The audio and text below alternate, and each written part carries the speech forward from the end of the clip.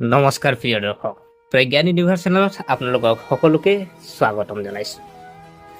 প্ৰিয় দৰ্শক, দীপাৱলী যিহেতু পোহৰৰ উৎসৱ, যেতিয়া আন্ধাৰ বিলুপ্ত হয় নতুন পোহৰ আৰু নতুন আশা আনে, আৰু এই দীপাৱলী কন্যা ৰাশিৰ বাবে বিশেষ হ'বলৈ গৈ আছে। আজি কিছুমানে কমেণ্ট কৰিছিলে যে কন্যা ৰাশিৰ বাবেনো এনেকৈ একো ফলাফল অহা নাই নেকি দীপাৱলীত। তো আজি আমি বিশেষ আপোনালোকৰ ফল লৈ আহিছে, যিটো নেকি বিশেষ এটা যুগৰ সৃষ্টি হৈছে, যিটো নেকি আপোনাৰ এই দীপাৱলীত অতি শুভ আৰু বিৰল যুগ গঠন কৰিছে, আৰু সেইটো হ'ল কলা নিধি যুগ। আৰু এই যুগ চন্দ্ৰ আৰু শুক্ৰৰ সংযোগৰ দ্বাৰা গঢ় লৈ উঠিছে, আৰু সেইটো আপোনাৰ নিজৰ ৰাশিত, কন্যা ৰাশিত। প্ৰিয় দৰ্শক, গতিকে পলম নকৰি আহক আমি ভিডিঅ'ৰ মাজলৈ সোমাই যাওঁ। প্ৰথমতে আমি জানো আহক যে কলা নিধি যুগ কি। প্ৰথমতে কলানিধি যুগ কি বুজিলো। চন্দ্ৰ আৰু শুক্ৰ একেলগে আহিলে কলানিধি যুগৰ সৃষ্টি হয়, আৰু এই যুগে মানুহক জ্ঞানী, শিল্পপ্ৰেমী, আকৰ্ষণীয় আৰু ধনী কৰি তোলে। এনে লোকে নিজৰ জীৱনত খ্যাতি, গৌৰৱ আৰু সন্মান লাভ কৰে। যিসকলৰ ৰাশি ফলত এই যুগ আছে, তেওঁলোকৰ কোনোবা এটা ক্ষেত্ৰত উজ্জ্বল হোৱাটো নিশ্চিত। সেয়া শিল্পই হওক, শিক্ষাই হওক, ব্যৱসায় হওক বা প্ৰশাসনিক সেৱাই হওক। প্ৰিয় দৰ্শক, 2025 চনত যি দীপাৱলী আহি আছে, আগন্তুক দীপাৱলীত কেনেদৰে গঢ় লৈ উঠিব কলানিধি যুগ। দীপাৱলীৰ শুভ উপলক্ষে 2025 চনৰ 18 অক্টোবৰত সন্ধিয়া কন্যা ৰাশিত চন্দ্ৰ শুক্ৰ সমন্বয় হ'ব, আৰু এই যুগে বহু বছৰৰ পাছত কন্যা ৰাশিৰ বাবে এক শক্তিশালী ৰূপ কলানিধি যুগৰ সৃষ্টি কৰিছে। আৰু চন্দ্ৰই আপোনাৰ মন আৰু আবেগ প্ৰতিনিধিত্ব কৰে, আনহাতে শুক্ৰ হৈছে সৌন্দৰ্য প্ৰেম, বিলাসিতা, শিল্প, ধন সম্পত্তিৰ গ্ৰহ। এই দুটা গ্ৰহ একত্ৰিত হলে মানুহৰ সৃষ্টিশীলতা আৰু নান্দনিক জ্ঞান শিখৰত উপনীত হয়। প্ৰিয় দৰ্শক, কন্যা ৰাশিৰ বাবে ইয়াৰ অৰ্থ কি? এই যুগ কন্যা ৰাশিৰ বাবে আশীৰ্বাদতকৈ কম নহয়।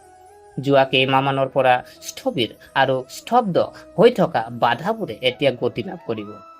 আপোনাৰ কঠোৰ পৰিশ্ৰম এতিয়া ফল দিবলৈ আৰম্ভ কৰিব। দীপাৱলীৰ আশে পাশে হয়তো আপোনাৰ জীৱনত এটা নতুন অধ্যায় আৰম্ভ হ'ব। কেৰিয়াৰৰ সোণালী সুযোগ। যদি আমি চাওঁ যে প্ৰথমে আপোনাৰ কেৰিয়াৰৰ কথা, যদি আপুনি কৰ্মৰত, তেন্তে দীপাৱলীৰ পিছত পদোন্নতি, বদলি বা বিশেষ দায়িত্ব লোৱাৰ সম্ভাৱনা আছে। নতুন চাকৰি বিচৰাসকলৰ বাবে এটা সোণালী সময় আৰম্ভ হ'বলৈ ওলাইছে। আপোনাৰ ৰাশিফলত শুক্ৰৰ অৱস্থানে আপোনাৰ সুনাম বৃদ্ধি কৰিব, আৰু চন্দ্ৰই আপোনাৰ আত্মবিশ্বাস বৃদ্ধি কৰিব। যদি এই সময়ত আপুনি সাক্ষাৎকাৰ আৰু পৰীক্ষাৰ বাবে প্ৰস্তুতি চলাইছে, তেন্তে আপোনাৰ সফলতাৰ সম্ভাৱনা অতি বেছি। আপুনি পাৰিলে দীপাৱলী বা পিছদিনা লক্ষ্মী দেৱী পূজা কৰাৰ পিছত যিকোনো নতুন কেৰিয়াৰ সিদ্ধান্ত লওক। সেই সিদ্ধান্তই আপোনাৰ জীৱনলৈ দীৰ্ঘম্যাদী স্থিতিশীলতা আৰু সফলতা কঢ়িয়াই আনিব।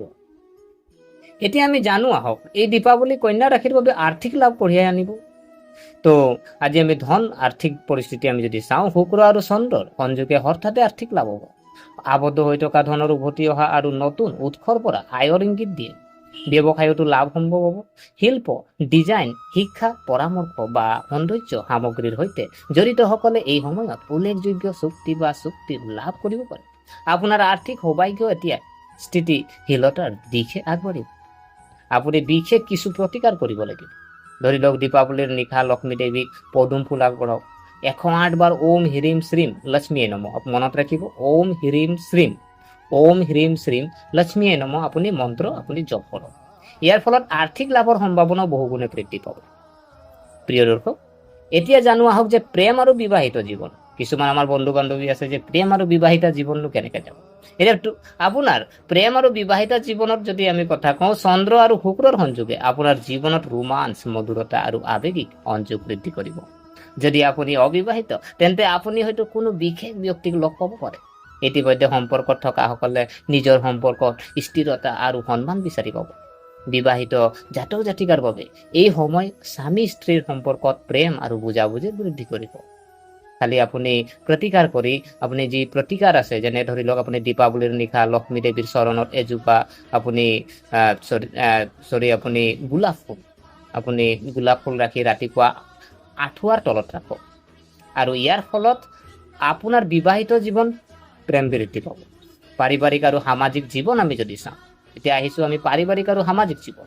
এই দীপাৱলী কন্যা ৰাশিৰ বাবে পৰিয়ালৰ সৈতে আনন্দ আৰু সুখৰ সময় হ'ব। ঘৰৰ বাবে নতুন বস্তু বা বাহন ক্ৰয় কৰাৰ সম্ভাৱনা আছে। আপোনাৰ পৰিয়ালে আপোনাৰ সিদ্ধান্তক সমৰ্থন কৰিব। যদি পৰিয়ালৰ কোনো সদস্যৰ লগত মতানৈক্য হৈ আহিছে, তেন্তে এতিয়া মিলনৰ সময়। আপোনাৰ সামাজিক জীৱনত আপোনাৰ সুনাম বৃদ্ধি পাব আৰু মানুহে আপোনাৰ ব্যক্তিত্বক আপ্লুত কৰিব। আপুনি পাৰিলে দীপাৱলীত কোনোবা আটকজনক মিঠাই, কাপোৰ বা বন্তি, যিহেতু এতিয়া দীপ, আপুনি নিশ্চয় দান কৰিব। ইয়াৰ দ্বাৰা আপোনাৰ জীৱনলৈ ইতিবাচক শক্তি আহিব আৰু মানসিক শান্তি বজাই ৰাখিব। প্ৰিয় দৰ্শক, এতিয়া আমি জানো আহক স্বাস্থ্য আৰু মানসিক অৱস্থা।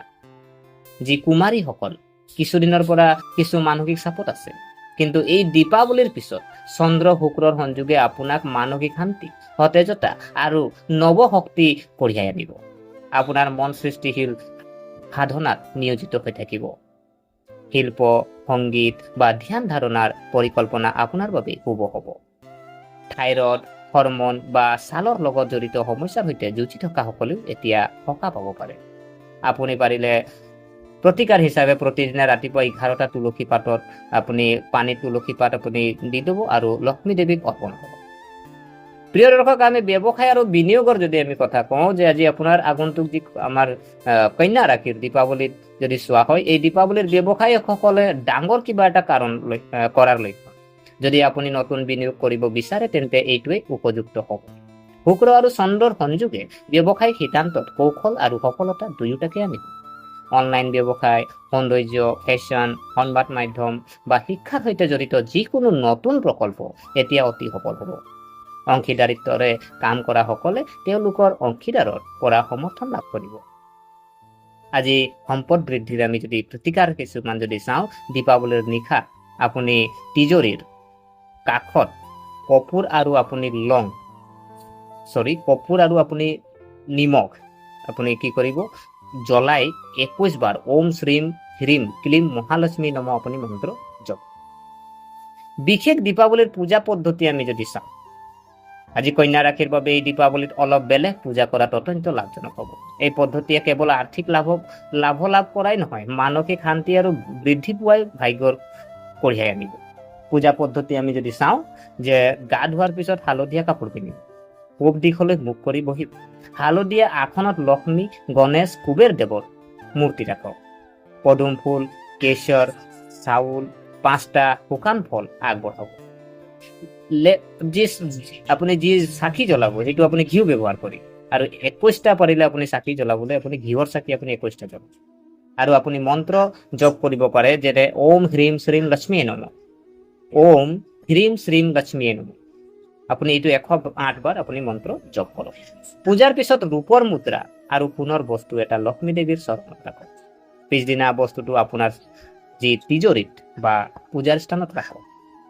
দীপাৱলীত কন্যা ৰাশিৰ বাবে বিশেষ জ্যোতিষ আমি চিকিৎসা কিছুমান আমি যদি চাওঁ, যদি প্ৰতিকাৰ যদি চাওঁ, শ্ৰীসূক্ত পাঠ কৰা, আপোনাৰ ঘৰৰ মূল প্ৰৱেশ দুৱাৰত শংখৰ ফুলাৰ পৰা পানী ছটিয়াই দিব। তাৰপিছত দক্ষিণৱৰ্তী শংখৰ খোলা এটাত পানী ভৰাই লক্ষ্মী দেৱীক অৰ্পণ কৰক। ৰাতি তুলসীৰ ওচৰত তুলসী গছৰ ওচৰত আপুনি এটা বন্তি জ্বলাওক। এজনী ছোৱালীক কাপোৰ বা মিঠাই দান কৰা। এই প্ৰতিকাৰে আপোনাৰ জীৱনত ইতিবাচক শক্তিৰ আপোনাৰ প্ৰৱেশ ঘটাব আৰু কলানিধি যুগৰ শুভ প্ৰভাৱ বহু মাহলৈকে থাকিব। প্ৰিয় দৰ্শক, কলানিধি যুগৰ দীৰ্ঘম্যাদী প্ৰভাৱ আমি যদি চাওঁ, দীপাৱলীৰ পিছত মাহ কেইটা কন্যা ৰাশিৰ জীৱন নতুন দিশলৈ গতি কৰিব।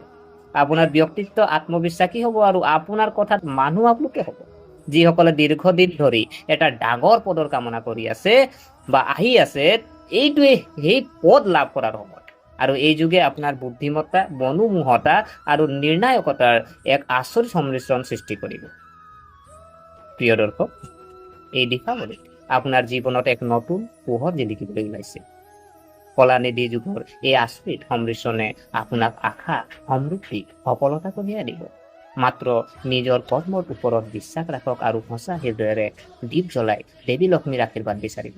মনত ৰাখিব, এটা বন্তি কেৱল বাকী জ্বলাই দিলেহে পোহৰ দিয়ে, আৰু বিশ্বাস জ্বলিলেহে জীৱন উজ্জ্বল হয়। আপোনাৰ প্ৰতিটো দিনেই এই দীপাৱলীৰ দৰে উজ্জ্বল হওক, এয়া আমাৰ শুভেচ্ছা। গতিকে বন্ধুসকল, এই দীপাৱলীত কন্যা ৰাশিৰ বাবে কলানিধি যুগৰ সম্পূৰ্ণ যি ৰাশিফল আমি এয়া আছিল।